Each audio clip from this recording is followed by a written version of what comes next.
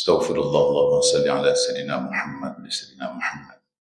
Bismillahirrahmanirrahim. Assalamualaikum warahmatullahi wabarakatuh. Alhamdulillah Rabbil Alamin. Allahumma salli ala Sayyidina wa Nabiyyina wa Habibina wa Syafiina wa Zukhrina wa Maulana Muhammad wa ala alihi wa sahbihi ajma'in. وقال الله تعالى في القرآن الكريم أعوذ بالله من الشيطان الرجيم بسم الله الرحمن الرحيم لقد كان لكم في رسول الله أسوة حسنة صدق الله العظيم. Yang sama-sama kita muliakan segenap pemuka masyarakat yang bermajlis bersama kita malam ini. Tadi disebut ada Pak Lurah, Bapak RW, mungkin Pak RT, pengurus masjid, Bapak Ibu jemaah yang dimuliakan. Alhamdulillah pada malam hari ini sesuai dengan yang diagendakan kita mengulang-ulang kembali mengkaji dan membahas sesuatu peristiwa yang sangat penting bagi kehidupan manusia ini. Apa itu? Yakni diutusnya baginda Rasulullah sallallahu alaihi wasallam. Maka dalam peringatan ini dengan waktu yang sederhana kita mencoba mendekat-dekatkan jiwa kita kembali mengasah rasa kepada Rasulullah. Bapak Ibu jemaah, sama juga halnya baik itu dekat dengan Allah, dekat dengan ayat Allah, begitu juga dekat dengan Rasulullah. Alat yang dipakai tentu dua. Ada pendekatan ilmu yang menggunakan kecerdasan akal dan panca indera. Yang kedua ada pendekatan kalbu, hati, dan pendekatan rasa.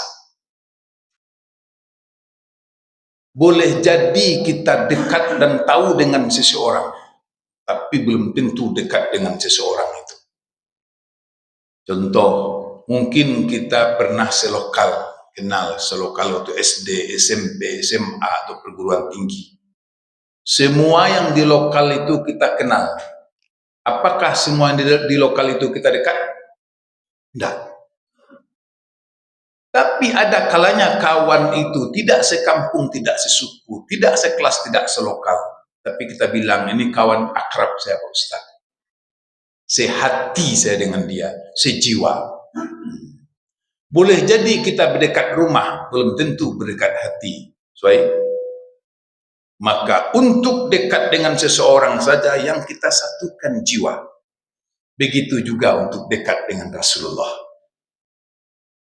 Pertama tentu kita kaji ulang sejarahnya. Kita kenal perjuangannya.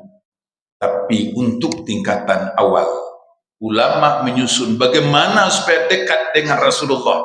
Di antaranya pakai pendekatan hati. Begitu juga saya contohkan dengan Quran. Walaupun kita tak mengerti apa arti ayat, tidak paham dengan tafsir dan makna yang dibaca, tapi kita bisa dekat dengan bacaan itu. Cara mengapa? Salah satunya dengan pendekatan tilawah. Itu contoh pendekatan jiwa. Contohkan, kalau dibaca biasa saja. Bismillahirrahmanirrahim. Ya ayuhan nasu a'budu rabbakumul ladzi khalaqakum wallazina min qablikum la'allakum tattaqun. Saya baca dengan mutalaah seperti itu, pasti jemaah santai saja. Nah, supaya tersentuh jiwanya, minimal tertarik dengan ayat, kayak teori kita tadi, pakai pendekatan tilawah.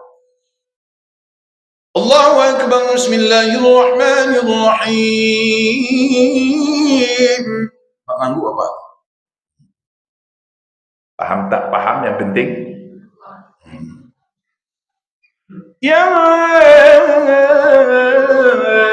ayyuhan nasu u'budu rabbakumul ladzi khalaqakum. Allah. Saya mau tanya, apa yang Pak Allah kan Pak? Itu orang ngaji? Tahu Pak artinya? Enggak. Tapi kok nganggu apa? Enak Pak Ustaz. Itu jiwa itu. Begitu juga salah satu cara mendekatkan rasa ke Rasulullah. ulama, guru-guru kita menghidupkan dengan selawat. Dan selawat ini memang diperintahkan. Ayatnya hafal kita semua. Innallaha wa malaikatahu yusallu ala nabiyya ayyuhallazina amanu sallu alaihi wa sallimu taslim. Bagaimana mengasah rasa ke Rasulullah? Sering berselawat dan sering bersalam. Namun kita orang awam kayak tadi juga. Selawat kurang termaknai, salam kurang terpahamkan. Buktinya apa? Waktu salam ke Rasulullah kita biasa-biasa saja. At-tahiyatu. Assalamualaikum. Gitu kan? Assalamualaikum ayuhan nabi. Kadang-kadang salam dalam tahiyat pun kita baca biasa saja. Supaya jiwa tersentuh, kalau Quran ada tilawah, kalau selawat ada taranum. Kaji kita kemarin masih ingat? Tahu taranum ibu? Taranum tahu? Enggak. Pihak Banun tahu? Taranum itu irama. Allahumma salli ala Muhammad ya Rabbi salli alaihi wasallam sallallahu ala Muhammad sallallahu alaihi wasallam. Kayak itu dikasih. Kalau dibaca gitu saja kan tidak tersentuh, kurang dekat rasanya ke Rasulullah. Maka dikasih taranum. Nanti kita contohkan. Kemudian ulama menyusun sejarah. Dalam istilah Al-Barzanji atau salawat burdah, rawi namanya, riwayat. Rawi-rawi ini, riwayat ini disusun dalam kalimat sastra. Nah, yang mulai hilang ini. Dan hari ini orang berjanji semakin kurang, baca berjanji semakin habis. Apalagi muncul juga perdebat-debatan, umat semakin jauh, rasa semakin tak punya. Saya khawatir nanti orang lebih senang menendangkan lagu dangdut ketimbang selawat. Karena tiap waktu orang mempertandingkan dangdut, tidak banyak mempertandingkan selawat. Maka kalau riwayat itu dibaca begitu saja, tidak menarik dia. Nah, lalu dikasih taranum. Saya baca satu contoh saja sebagai awal mengkaji Rasulullah. Bismillahirrahmanirrahim.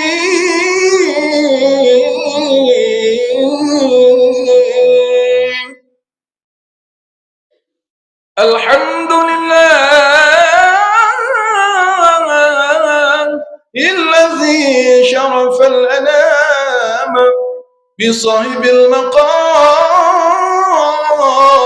الأعلى. Pernah dengar? Halo? Pernah dengar? Nah, sekarang lah kalau belum.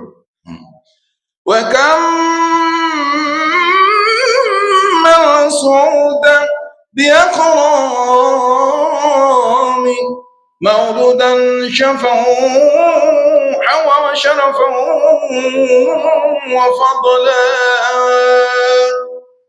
Itu contoh saja. Itu nanti disusun bagaimana kemuliaan yang ada pada diri Rasulullah. Nah, diurai sejarahnya, dikaji, dan bagaimana pentingnya hadirnya Rasulullah SAW. Dan ketika sejarah sudah dibaca, apa manfaat Rasulullah itu? Maka disambutlah Rasulullah itu dengan perasaan yang luar biasa.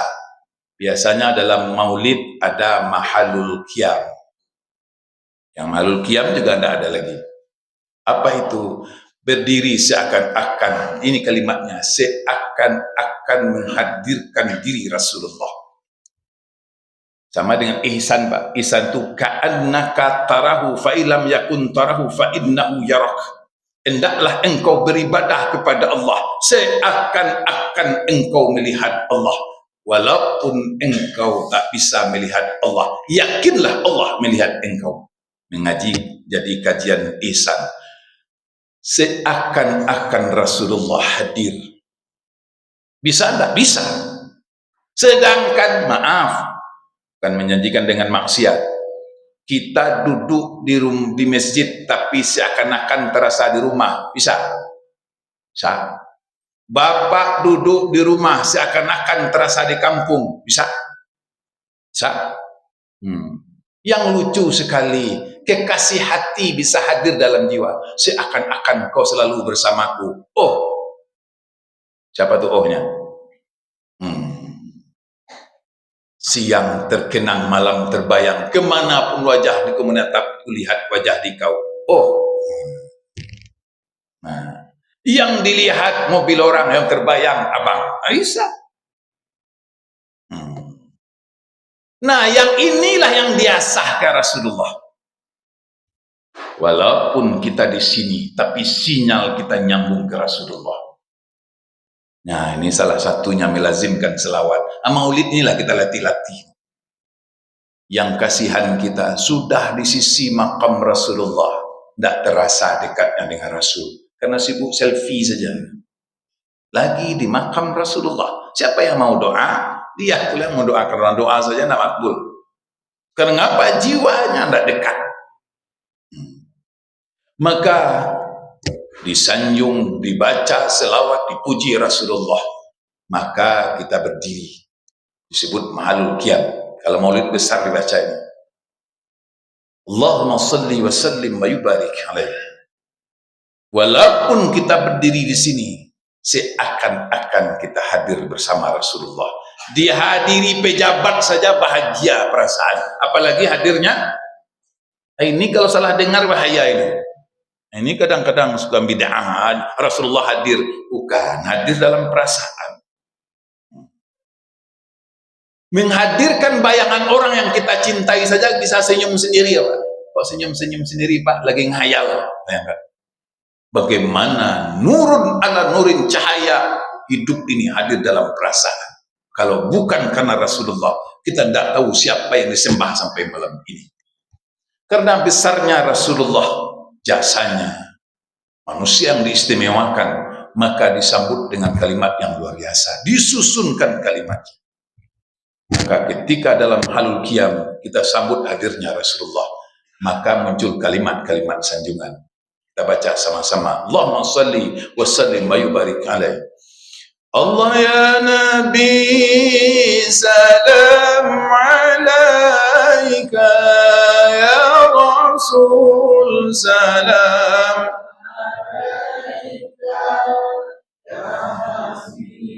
salam alaika, salawatullah alaika, anta syamsun anta badrun anta nurun fawqa nurin anta iksiru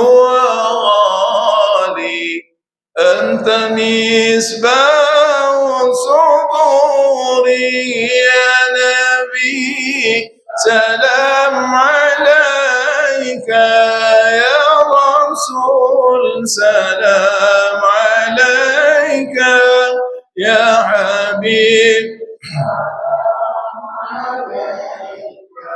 salawatullah alaika, أشرق البدر علينا فالتفت منه القدور مثل حسنك ما رأينا كنت يا وجه صدوري. الله يا نبي سلام عليك,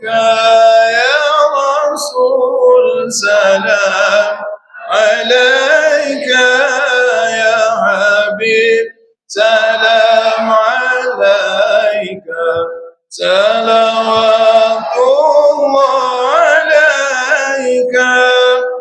Pak Ibu jemaah, huwallazi arsala rasulahu bil huda wa dinil haq.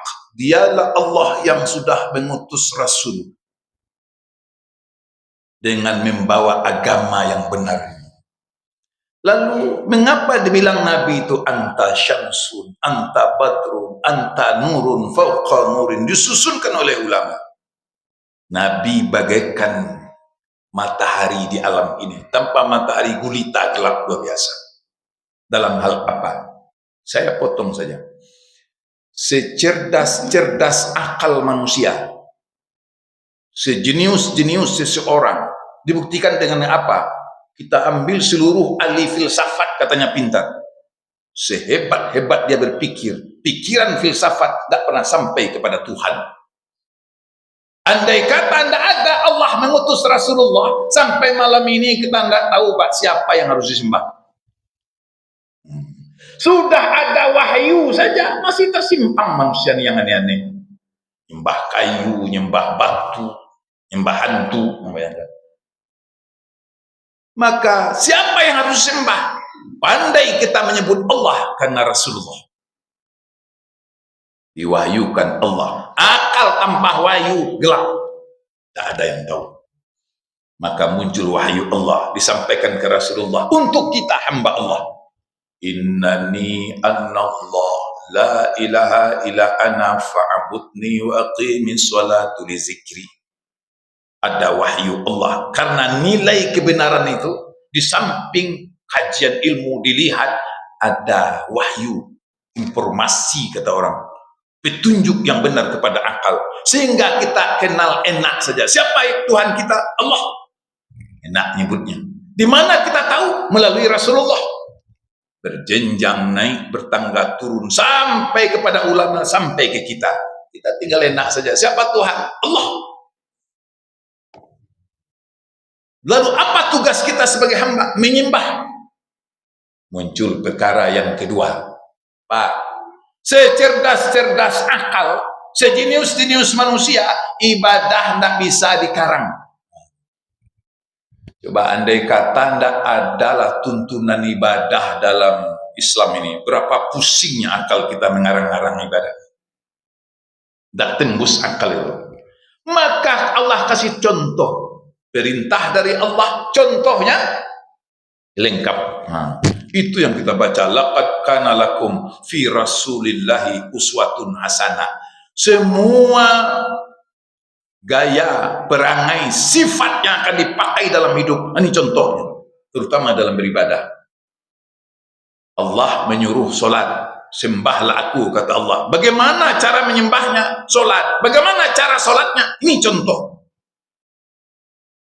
Maka ibadah tidak bisa dibuat-buat. Kalau sempat dibuat oleh akal, berkelahi banyak manusia ini. Sedangkan ada aja contoh dituntunkan dalam fikih, masih kelahi kita di masjid ini. Ada? Masih ada yang berbuka masam sini Pak. Beda-beda sedikit aja lah masam mukanya, apalagi tidak ada. Betapa gelapnya akal dalam menyembah Allah kalau tidak ada contoh. Itu uswah itu Pak. Uswatun hasanah itu cuma Rasulullah, karena dia paket istimewa. Nah, nih, dengar pelan-pelan. Jangankan benarnya, salahnya Nabi saja Pak. Nah, beda dengan salah awak. Kalau awak salah memang galau. Tapi salahnya Rasulullah bagian dari ketentuan dan kehendak Allah untuk contoh. Memberi contoh salah, bukan. Nah, jangan salah dengar ini. Mana contoh? Pernah enggak Nabi salah dalam sholat? Halo? Pernah? Pernah enggak Nabi ketiduran salat subuh? Pernah? Apa bedanya dengan kita yang ketiduran? Beda. Jadi Bapak jangan salah ngambil alasan nanti. Suatu ketika Rasulullah mengimami sholat zuhur. Selesai 2 rakaat dia salam. Selesai. Karena yang jadi imam itu Nabi, Rasul, kan ada yang protes Pak. Nah, diam aja. Sebagian jemaah, sebagian sahabat punya prasangka, mungkin sudah ada hukum baru. Kalau hukum fikih namanya Pak, nasikh mansukh, dinasakh ini. Berarti mulai hari ini sholat zuhur cuma, nah, karena Nabi. Lalu ada sahabat yang baru ini tanya, ini Pak RW, orang-orang yang nyinyir itu kadang-kadang ada juga gunanya. Ya Rasulullah, apakah salat zuhur sudah dipotong? Nah, kok 2? Kata Rasul, enggak. Tadi 2 ya. Beliau langsung takbir lagi, menambah 2 rakaat dan mencontohkan sujud. Bayangkan. Artinya apa? Salahnya Rasulullah itu gunanya untuk yang ini sekarang Pak. Karena yang galau itu kita, yang sering lupa itu kita. Untunglah ada dicontohkan Allah. Kalau terlupa dalam sholat, begini caranya. Berarti Bapak jangan pula seperti ini. Bapak salah zuhur ya, sedangkan Nabi ya salah, beda. Nanti salah dengar pula. Nabi ya salah, apalagi awak. Bukan, salah Bapak memang galau. Nabi itu disetting Allah. Supaya andai kata umatnya tersalah dalam ibadah, begini cara menyempurnakannya. Dalam sebuah perperangan kelompok para sahabat, ya kira-kira jam 4 lah kalau kita. Kata Rasul, ya Bilal, kami ngantuk, saya istirahat dulu. Kau jaga ya. Nanti pas subuh bangunkan kami. Kalau bahasa kita di sini ya Pak, aman tuh Rasul, saya yang jaga. Siap ya, siap. Ketika para sahabat tidur semua, Bilal ini ikut tidur pula. Rupanya ikut ngantuk dia Pak, berat. Sampai jam 9 lah, jam 8, jam 9. Panas sudah sampai di muka. Terbangun Rasulullah. Justru Rasul lagi yang membangunkan Bilal. Hai Bilal, mana janji kau Bilal?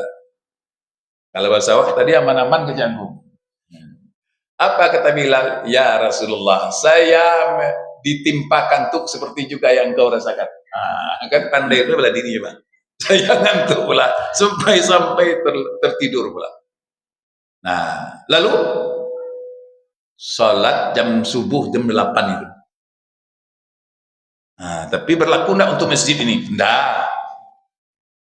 Maka muncullah sholat qadha. Nah, bayangkan. Andai kata enggak ada contoh Nabi tertidur, enggak ada contoh bagi Bapak Ibu yang betul sakit tertidur. Sedangkan sudah ada contoh saja, masih ada jemaah yang tertidur ngomong, aku nak salat subuh Pak, gimana lagi Pak Ustaz? Tuhan kan tahu awak sakit, tahulah. Tapi bagaimana yang qadha, bagaimana yang dibolehkan? Ada contoh, itu contoh uswatun hasanah. Jangankan baiknya, tersalah Nabi itu saja bagian dari contoh untuk kita. Yang ekstrim-ekstrim saja contoh. Dalam berkeluarga, jangan tersinggung ibu-ibu, Nabi memang lebih dari satu. Ya, untung lebih dari satu. Kalau sebab tak lebih kacau bapak ini. Nah, pernah enggak Rasul merajuk Pak? Halo? Bahasa Inggrisnya beganyi? Halo? Nah, sebagai rumah tangga, Rasul juga mengalami masalah. Tapi bagaimana cara bermasalah? Bagaimana cara merajuk? Dicontohkan, Pak. Nah, cara merajuk pun dicontohkan. Kalau Bapak, kalau sini kan ada orang sebagian, sedikit sedikit talak jatuh sayang. Nah, datang sama PRW. Awak tak dorong PRW. Tak dorong ada masalah sama awak. Ya, tadi lagi emosi jatuh talak. Boleh enggak saya pulang PRW? PRW pun pusing. Itu nak ngerti atau Pak? Tanya sama Ustadz. Di telepon Pak Ustadz di Masjid Mukarramah. Kata Ustadz, awak jangan babi awak, jangan mesekan presti. Awak bujang. Nggak ngerti ya, kan? Jangankan urusan talak. Kan? Nah, urusan saya aja belum selesai. Mutar. Bagaimana cara merajuk itu Pak? Ditunjukkan. Itu uswatun hasanah. Semuanya contoh. Balik kepada tadi, andai kata tidak ada wahyu Allah yang disampaikan ke Rasulullah, tidak sampai kepada kita hamba Allah, sampai malam ini kita tidak tahu siapa yang kita sembah. Andai kata tidak ada Rasulullah, tidak ada sampai kepada kita wahyu Allah, kita tidak tahu bagaimana cara menyembah Allah. Satu lagi yang paling ekstrim. Jangankan bicara yang gaib, surga, neraka, akhir hayat. Siapa itu manusia saja, orang pintar pusing memikirkannya. Saya ulang teori ini. Orang-orang pintar dalam berfilsafat melahirkan teori-teori kemanusiaan, termasuk mengkaji asal-usul manusia. Siapa manusia ini sebenarnya? Lahirlah psikologi, lahirlah sosiologi, lahirlah antropologi, lahirlah arkeologi. Yang salah geologi itu Pak. Lahirlah untuk mengkaji jasadnya biologi. Tapi kajian itu tidak duduk mengkaji asal-muasal manusia. Ini Bapak, anta syamsun, anta badrun, anta nurun fauqa nurin. Jangankan bicara Allah, siapa kita ini tidak selesai dengan pintarnya manusia. Nah, saya yakin dan percaya kalau ada guru di sini, guru sosiologi, guru antropologi, atau yang pernah SD, SMP, SMA, semua kita pernah diajar dengan teori yang cukup masyhur, menyakitkan tapi kita menerima dengan tersenyum. Apa itu? Teori evolusi. Pernah dengar? Tak enak kalau diungkapkan, tapi dibaca terus.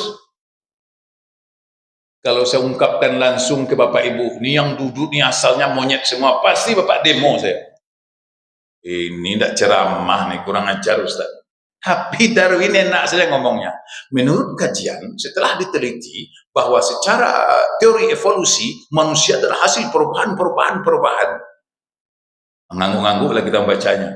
Dulu bumi ini panas, lama-lama mendingin. Setelah dingin adalah air di alam ini. Sejak ada air mulailah ada kehidupan. Menurut teori ini, kehidupan yang pertama di alam ini adalah ikan. Entah ikan baung, entah ikan bawal, nggak tahu, pokoknya ikan. Kemudian ikan itu berkembang, berkaki, meloncat ke darat. Jadi monyet. Monyet itu bahasa tinggi, bahasa rendahnya barua. Gitu kan? Itu mau kera, mau monyet. Monyet ini lama-lama berubah. Mulai ganteng sikit-sikit, Akhirnya, bayangkan, teorinya dasar. Artinya kalau kita jujur ngomong, orang yang mengaku pintar, melakukan penelitian, habis buku dibaca, ngomong sama awak, manusia adalah monyet-monyet yang sudah ganteng. Bayangkan. Itu lama belajarnya tuh. Dia bilang teorinya dipakai di dunia, diajarkan sampai ke Indonesia. Diajar nggak? Diajar. Dengan bangganya guru kita diganti namanya supaya jangan aneh, dipakai bahasa Latin. Bahasa Latin itu Meganthropus, seperti itu. Coba diganti baru gadang, baru tak aja lah. Tapi karena pakai bahasa Latin, kita pun enak menerimanya. Setelah dilakukan penelitian di daerah Jawa, ditemukan dalam sebuah gua, digali, jumpalah tulang dikasih badan, jadi monyet lagi. Bayangkan. Dan itu ditampilkan di media, ditampilkan dalam buku. Dengan tersenyum kita berkata, inilah nenek moyang kita dulu. Makanya kalau ada orang sekarang perangai monyet, wajar, karena nenek moyangnya tadi ada perangai seperti ini. Jadi kalau kita jalan-jalan ke kampung nampak baru kadang boleh nenek dulu. Bayangkan. Nah, teori ini walaupun terbantah masih ada yang pakai, namanya teori teori DNA. Nah, maaf Bapak, sudah 2 tadi. Tanpa wahyu Allah yang sampai ke Rasulullah, kita sendiri tidak tahu siapa manusia ini. Datang teori, datang wahyu Allah yang punya diri ini. Diceritakan dari awal. Wa idz qala rabbuka lil malaikati inni ja'ilun fil ardi khalifah. Dalam Quran diceritakan secara rinci bagaimana proses penciptaan diri manusia. Allazi ahsana kulla syai'in khalaqa wa bada khalqal insana min dirumuskan, bisa diteorikan. Salsal, fakhar, aturab, atin, hamain, masnun, sulalah, menjadi teori besar. Seorang khalifah yang akan menjadi pemimpin di alam ini. Datang dari baru awal kecilnya, kan luar biasa. Dituntun dengan wahyu Allah. Anta syamsun, anta badrun, anta nurun fauqa nurin. Kalau bukan karena Rasulullah yang diutus, kita tidak mengerti siapa kita ini. Tidak percaya Pak, kita uji yang kedua. Sekarang kan dunia modern nih. Silahkan baca-baca dengan tidak maksud merendahkan, tapi perbandingan. Bangsa apa yang maju? Di negeri kita ini dianggap, misalkannya Jepang, kan maju itu. Kalau terkirim ke Jepang, oh luar biasa Pak Ustaz, Jepang maju, bikin semua yang kita pakai dia punya. Coba ditanya sama dia, siapa yang kau sembah? Tidak jelas. Dari mana asal engkau? Tidak jelas. Asal apa asal muasal manusia? Katanya, kami ini dari dewa matahari. Berarti matahari itu beranak, jadilah orang Jepang. Dia aja, kita enggak. Kita kok anak matahari risiko mungkin. Tidak jelas sudah. Bayangkan, ada merasa kami ini bangsa naga, berarti bangsa ular. Ular beranak jadi aneh-aneh juga. Maaf, Bapak, Ibu silakan. Nanti bersyukur tuh, subhanallah, subhanallah. Saya pernah agak terharu saja sendiri ketika saya memimpin doa beberapa mall besar di sini. Ada orang Islam enggak yang punya mall sini, Pak? Di sini ada yang punya mall enggak? Halo? Enggak. Berarti kadai-kadai sebenarnya. Nah, bagian di sini karyawan, ratusan, bagian di sini komandan bosnya. Agamanya beda nih. Maaf. Pintar enggak dia nih? Pintar buktinya berusaha jago, dagang pandai, ekonomi luar biasa. Kok kadai-kadai isinya? Cerita sawit, orang ini 10 hektar lah tinggi doangnya. Wiko 100.000 hektar nyumbanya. 10.000 sekali buka 15.000, 50.000. Tapi maaf, kali-kali jago, dagang pandai, usaha lancar. Pas menyembah Tuhan, Bapak bisa nangis tengok. 10 tempat sembahannya, 10 Tuhannya. Nah kan pemerintahan maksudnya. Bapak lihat, di sini cewek yang disembahnya, Dewi. Nah, kan apa aja tahu bayang. Nah, sebelah sini ada yang besar, kota. Nah, sebelah sini ada hakim memakai senjata. Yang sebelah lagi tak enak nengoknya. Kira yang paling hebat apa namanya? Enggak, yang disembah. Tuh. Anoman, Sunggokong. Ya, kalau di sini Anoman namanya dia. Kalau ini nanti jangan direkam, nanti tersinggung orang Pak. Monyet dikasih gaya, dikasih mahkota, disembah. Saya termenung saja, subhanallah. Andai kata diri saya tak sampai wahyu engkau ya Allah, saya juga nyembah ini. Kalau sampai Pariaman itu baru gadang namanya, aku baru gadang itu disambah. Dan kalau Bapak jalan-jalan ke kawan-kawan yang pernah jalan dibawa ke Hong Kong segala macam, itu wihara itu banyak sembahannya Pak, ada sampai 10, 15, masing-masing keperluan beda. Nah, kalau Bapak mau jodoh, ini dewinya jodoh. Kalau mau rezeki ini, kalau ada masalah ini, berapa pusingnya. Dia pintar usaha, tapi ketika menyembah Tuhan bingung. Kita walaupun mazhab lain-lain, kita enak la ilaha, sama saja. Berjuta orang di Mekah itu yang disembah sama saja. Arahnya sama saja. Ada mencoba orang kafir menyembah-nyembah, umat Islam menyembah Ka'bah. Itu kan ekstrim, kare-kare angok coba. Kami tidak ada yang menyembah Ka'bah, tapi Ka'bah dijadikan Allah sebagai arah untuk menyembah Allah. Fawalli wajhaka syatral masjidil. Allah tidak di sana, tapi Ka'bah adalah arah yang ditentukan Allah sebagai hamba Allah untuk menyembah Allah. Akhirnya semua orang Islam satu arahnya. Kalau enggak, ke lagi Pak. Kita kan gampang Pak, sudah satu Tuhannya, satu cara ibadahnya, gara-gara bismillah saja bisa masam mukanya. Bayangkan, apalagi kalau dikarang. Nampaklah ya Allah, wallazi wa ma arsalnaka ila rahmatan lil alamin. Inilah rahmat yang sebenarnya, rahmat itu Pak. Kaya dikasih, umpama ini pangkat dikasih, sehat dikasih, tapi tidak tahu kepada siapa yang menyembah. Kira-kira hidupnya untuk apa? Kacau.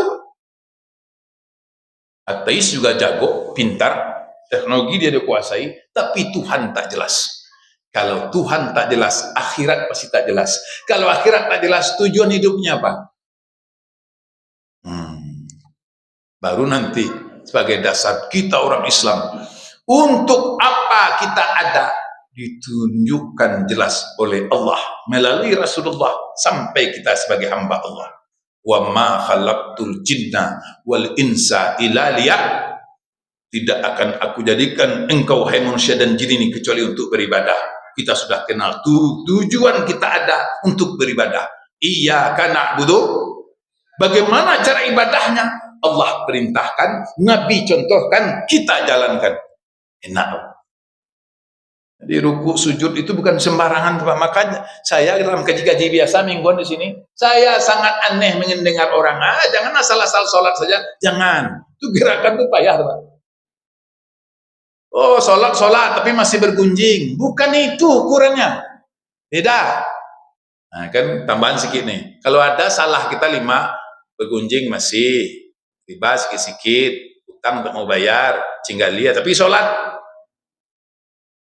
bagusnya itu. Lumayan, kan berkurang 1 dosanya. Daripada 0, sudah tidak sholat, cerewet, suka gunjing. Nah, maka kata ulama, ketika orang sudah ruku sujud, itu gerakan yang luar biasa. Minimal sudah menandakan bahwa dirinya menghambakan diri kepada Allah. Walaupun perbuatannya belum sempurna. Mudah-mudahan dengan ruku sujud yang ia kerjakan, beransur-ansur semakin tunduk, semakin tawadu, semakin dekat jiwanya kepada Allah Subhanahu wa taala. Tinggal 4 menit. Kesimpulan, jangankan Pak hamba Allah yang sudah sholat di sini, andai kata dia mengaku bertuhan kepada Allah, ini jangan salah dengar. Siapa Tuhan engkau? Allah. Siapa Nabi engkau? Muhammad Rasulullah. Sudah sholat? Belum. Sudah puasa? Belum. Lumayan atau? Lumayan. Apa kata ulama hakikat? Untuk tidak menyembah berhala saja dia lumayan gitu. Karena merubah orang dari menyembah berhala untuk tidak menyembah berhala, panjang dakwahnya. Nah, coba kita kan orang Islam nih. Siapa yang pernah mengislamkan orang sini? Nah, jangan-jangan kita enggak. Untuk mengalihkan supaya enggak menyembah berhala itu saja berat. Jadi kalau jumpa umat Islam yang belum taat, jangan disumpahi, ajak dia. Karena mengapa? Tidak menyembah berhala saja, lumayan. Nah, misalkannya dulu Sembina suku pedalaman umpama tidak nyembah berhala, jadi apa? Nak nyembah patung, nyembah batu. Udah tahu dia Islam. Lumayan, nanti kita ansur. Nah, itulah kaji kita malam ini. Sengaja kita adakan maulid. Sebetulnya kita patut kita variasikan caranya. Saya bukan mengkritik ini, enggak. Bukan mengkritik, tapi sama-sama kita luruskan. Mudah-mudahan maulid itu tidak diadakan bersambil. Nanti sekali Bapak bersambil, nanti makin kurang, makin hilang dia. Sekali bersambil, nanti kita anggap biasa saja. Rasa tak berjumpa, acaranya tidak menggores hati. Ini kan bukan menyinggung pas maghrib saja, bukan. Cari penceramah agak serius. Kadang-kadang kita bangga negeri ini merdeka. Kita bentuk panitia 17, kita bentuk panitia Panjat Pinang, panitia maulid. Tapi jangan Bapak, salah Panjat Pinang buruk, bukan. Andai kata Bapak dimerdekakan, tapi negeri dikafirkan, apa gunanya? Merdeka penting, karena merdeka kita mudah melaksanakan agama. Tapi Bapak merdeka, negeri kafir, kacau. Mulianya negara ini, mulianya diri, bukan hanya soal merdeka, perlu kita bisa berdaulat sendiri. Tapi merdekanya diri, jiwa adalah dengan la ilaha illallah Muhammadur Rasulullah sallallahu alaihi wasallam. Kalau tidak terjajah sepanjang hayat. Orang ateis katanya merdeka, negaranya juga maju. Orang kafir negerinya juga maju. Tapi secara jiwa kita kasihan. Tujuan hidup takkan jelas. Mengapa hidup tidak tertentu? Siapa yang disembah? Kacau. Alhamdulillah malam ini semoga jiwa kita selalu dekat dengan Rasulullah. Maka Bapak Ibu, siapa yang ingin melazimkan, salah satu yang dilatihkan adalah melazimkan selawat ke Rasulullah. Man sholla alayya wahidan, kata Rasulullah. Siapa yang berselawat kepada saya 1 kali, Allahumma sholli ala sayyidina Muhammad, maka akan Allah balas dengan ucapan yang sama 10. Wa rufi'a anha 10 derajat, diangkat derajatnya 10 derajat. Wa khuti anha 10 khatayat, dihapus 10 macam dosanya. Ini memahami ini pakai jiwa Pak, jangan pakai nafsu. Pakai jiwa itu, pakai maksudnya kalau pakai nafsu, diangkat martabatnya 10 derajat. Tidak ada Pak Ustaz, model-model itu honor awak mau nggak naik-naik, itu bukan itu gajinya. Pangkat saya rajin selawat pangkat saya model-model itu. Bukan. Tapi yang kita butuhkan adalah martabat dan tingkatan diri di sisi Allah Subhanahu wa Ta'ala. Itu demikian kajian kita malam ini. Mudah-mudahan bermanfaat. Semoga lazimkanlah selawat, karena selawat punya nilai yang luar biasa. Dalam mazhab kita, solat tidak akan sempurna kalau solatnya tidak membaca, maka selawat Nabi menjadi rukun solat. Sehebat apapun khutbah seseorang, bagus ceramahnya, mantap penyampaiannya, kalau lupa berselawat, itu khutbah diulang. Karena khutbah salah satu rukunnya membaca selawat Nabi. Doa tidak boleh sembarangan. Mu'alliqa bainas samawati wal ard. Ini juga adab kebetulan. Adab berdoa itu Bapak Ibu, jangan langsung-langsung saja, mau bersama atau sendiri, teknis. Tapi adab berdoanya tolong. Tidak Assalamualaikum warahmatullahi, Assalamualaikum warahmatullahi. Ya Allah, tambah piti, ya Allah, tambah saki, ya Allah. Ya Allah, lulus sana ya luli. Itu doa tak beradab namanya. Sah itu boleh. Dah haram doa seperti itu, cuma tak beradab. Sama orang yang minta, sekolah berwelo, kasar main kau, tidak ada adab. Assalamualaikum warahmatullahi, ya Allah. Tolong ya Allah. Itu doa tak beradab namanya. Kalau salah satu adab doa membaca selawat Nabi, tidak boleh langsung-langsung aja minta, pakai pengantar sedikit. Pak, kita aja minjam uang, minta sama orang tua, ada adabnya Pak. Apalagi minta, bisa tidak datang, kau ada uang, pinjamlah saya dulu lah. Sampai jalan kau apa kau ngomong ini. Nah, kadang-kadang kita umpama nih minjam, dipuji dulu apa enggak? Assalamualaikum, waalaikumsalam. Apa kabar Pak Lurah? Sehat. Makin gagah Pak Lurah nampaknya. Sehat nampaknya. Kan Pak Lurah lah tahu kau ada tujuannya kan. Pak RW mantap nih. Pak Ketua sehat ya? Sehat. Alhamdulillah, makin lek Pak RW nampaknya. Cerita kok. Pak, mungkin kalau bisa ada kelonggaran. Kan dipuji dulu. Nah, ini manusia saja. A'udzu billahi minasyaitonir rajim. Bismillahirrahmanirrahim. Alhamdulillahirabbil alamin. Allahumma shalli ala, minimal itu baru minta. Maka doa akan bermasalah kalau kita berdoa tanpa selawat. Itu doa yang beradab, kecuali doa masuk WC yang panjang betul. Nah, doa bersalaman baru berkah kalau salamannya diiringi dengan selawat Nabi. Demikian kita berselawat. Allahumma shalli wa sallim wa yubarik alaihi. Sallallahu ala Muhammad. Sallallahu alaihi wasallam. Sallallahu ala Muhammad. Sallallahu alaihi wasallam. Sallallahu ala Muhammad. Sallallahu alaihi wasallam. Sallallahu ala Muhammad. Sallallahu alaihi wasallam. Subhanakallahumma wa bihamdika, asyhadu an la ilaha illa anta, astaghfiruka wa atubu ilaik. Alhamdulillahirabbil alamin. Assalamualaikum warahmatullahi wabarakatuh.